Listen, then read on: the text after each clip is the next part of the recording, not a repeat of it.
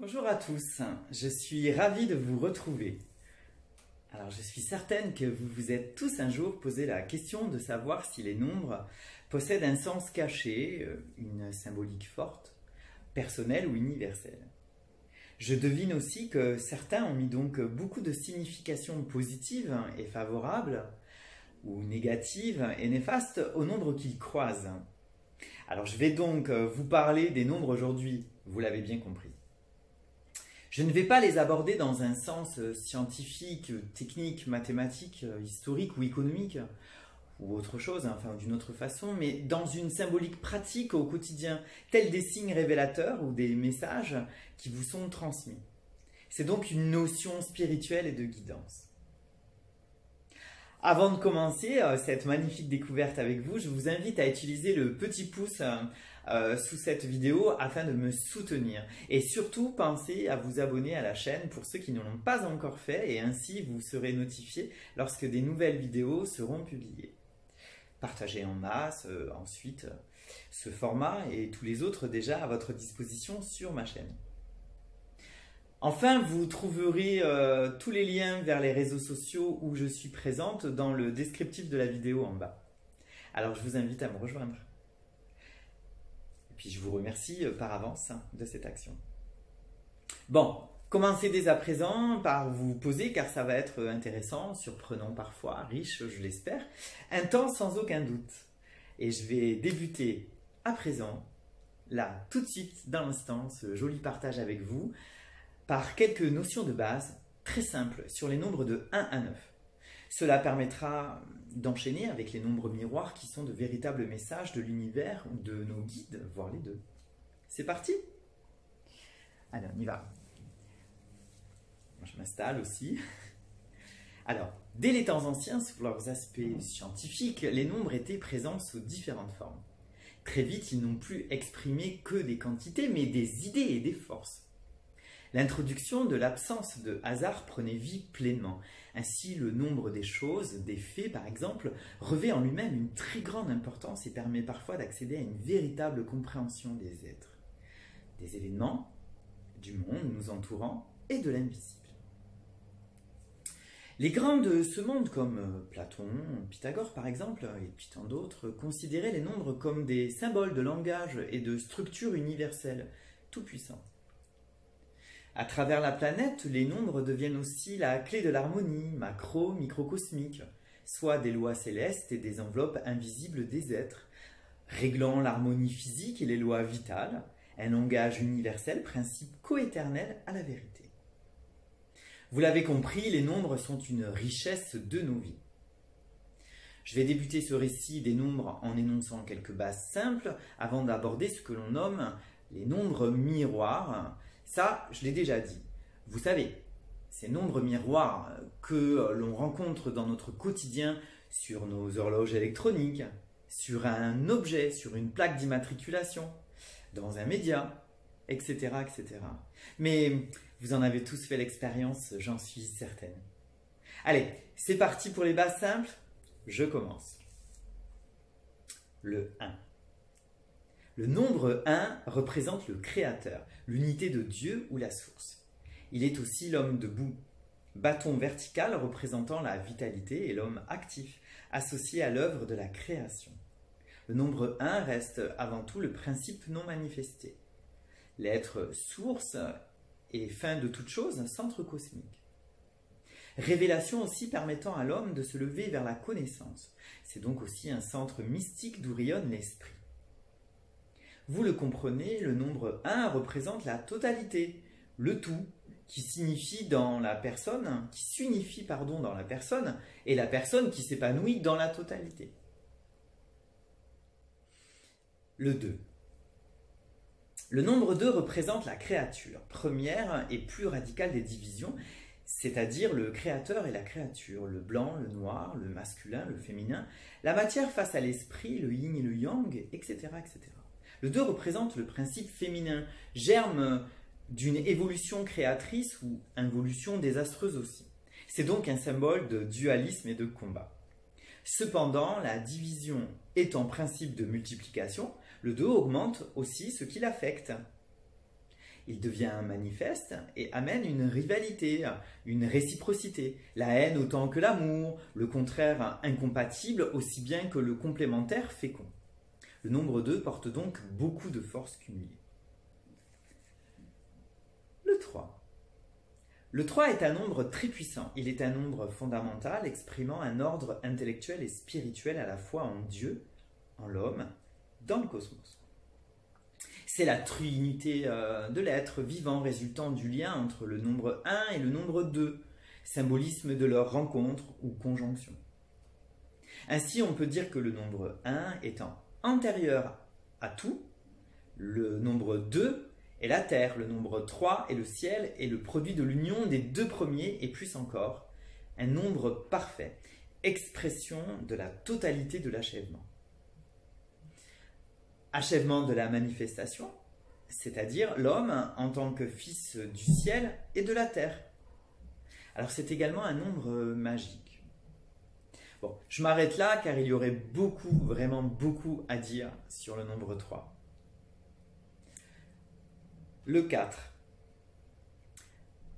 Le nombre 4 symbolise le terrestre, la matière, la totalité du créé et du révélé. Il signifie le solide, le concret, le sensible, le créé périssable. Il est un principe d'organisation et d'une certaine façon une force. Je pourrais illustrer le 4 d'une façon plus concrète en évoquant les 4 points cardinaux, les 4 phases de la lune, les 4 saisons, les 4 mesures du temps, le jour, la nuit, la lune et l'année. Les 4 parties de la plante, racines, tiges, fleurs, fruits. Les 4 espèces animales, volant, rampant, marchant sur 2 pattes ou sur 4 pattes. Les 4 célestes, le ciel, le soleil, la lune, les étoiles. Les 4 étapes de la vie humaine, l'enfance, la jeunesse, la maturité, la vieillesse. Ou les 4 vertus, le courage, l'endurance, la générosité, la fidélité pour l'homme. Ou l'habileté, l'hospitalité, la loyauté et la fécondité pour la femme, etc. etc. Le 4, on peut en dire beaucoup de choses. Le 5. Le nombre 5 est la somme des nombres 2, le femelle, et le nombre 3, le mâle. Il est le nombre au milieu des 9 nombres. C'est donc le nombre du centre, de l'harmonie et de l'équilibre. L'union du céleste et terrestre. Symbole de la volonté divine qui désire l'ordre et la perfection. Il représente aussi l'homme par ses 2 bras, son buste qui est le centre et le siège du cœur, sa tête et ses jambes. Le 5 est aussi les 5 sens et les 5 formes sensibles de la matière. Il est un nombre clé. C'est un nombre fort, un nombre très important, mais je m'arrête là. Le 6, alors le 6 est majoritairement, à travers le temps, les civilisations, symbole marquant essentiellement l'opposition de la créature au créateur et de l'ambivalence qu'il contient, penchant vers le bien ou le mal, le bon ou le mauvais, vers l'union ou la révolte, allant même jusqu'à l'extrême en lui attribuant une signification péjorative comme le péché. Il est un nombre médiateur entre le principe et la manifestation. Mais le nombre 6 est celui de l'achèvement, de la création, avec l'apparition de l'homme. Vous pouvez comprendre peut-être là qu'il représente le germe, la graine en germination dans sa forme. Donc une notion de vie féconde apportant dans le plus tard le fruit. En fait. Allez, passons au 7. Le 7. Le nombre 7 symbolise un cycle complet, une perfection entière et dynamique. Le 7 indique le sens d'un changement après un cycle accompli vers un renouvellement positif. Il est la totalité de l'univers en mouvement. Un dynamisme total, la clé. La clé. Le nombre 7 est symbole de vie éternelle. Un chemin aussi, tel une échelle, à 7 paliers ou marches permettant le passage de la terre au ciel.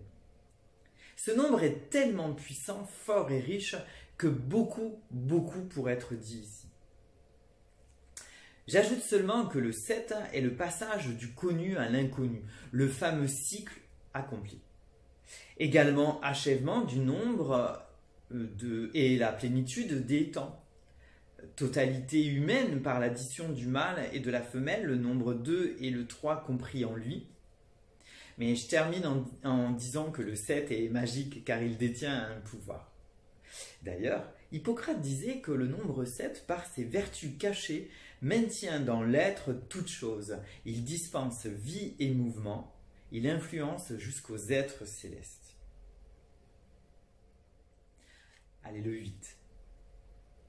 Le nombre 8 est celui de l'équilibre cosmique. Nombre de directions cardinales, ajouter des directions intermédiaires. C'est le nombre attribué aux anges porteurs du trône céleste. Le 8 est la parole aussi, donc le verbe, et toutes les forces fécondes. Il est une complétude, un achèvement. 4 est l'action, la matière.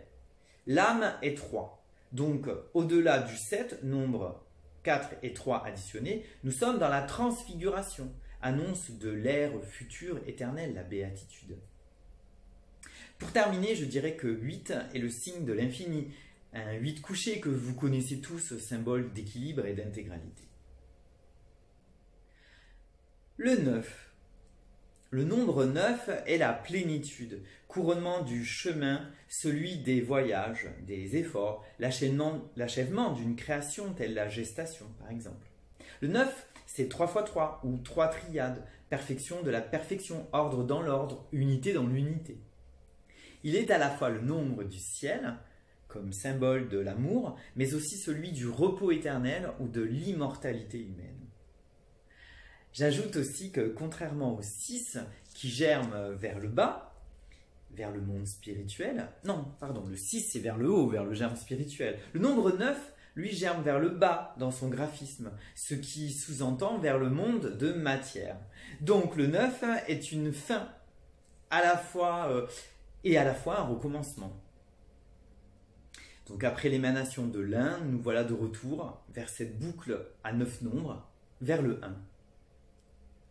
Cette première partie consacrée à l'approche symbolique simple et basique sur les nombres de 1 à 9 est terminée. J'espère qu'elle vous a plu.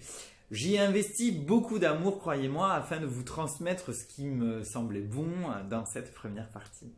Alors vous l'avez compris, la suite de ce thème sur les nombres miroirs, les nombres messagers, se fera dans une autre vidéo très prochainement en ligne sous le même titre, additionné de la formule deuxième partie et peut-être troisième partie si une autre s'impose. Moi je vous dis à très bientôt, surveillez vos notifications, elles vous annonceront la suite de ce voyage et de l'apprentissage vers et avec les nombres. Je vous souhaite le meilleur et puis surtout beaucoup d'amour et de paix. Je vous embrasse en nombre. Bon, ça c'était un jeu de mots facile. Allez, abonnez-vous à ma chaîne. À très bientôt. Au revoir.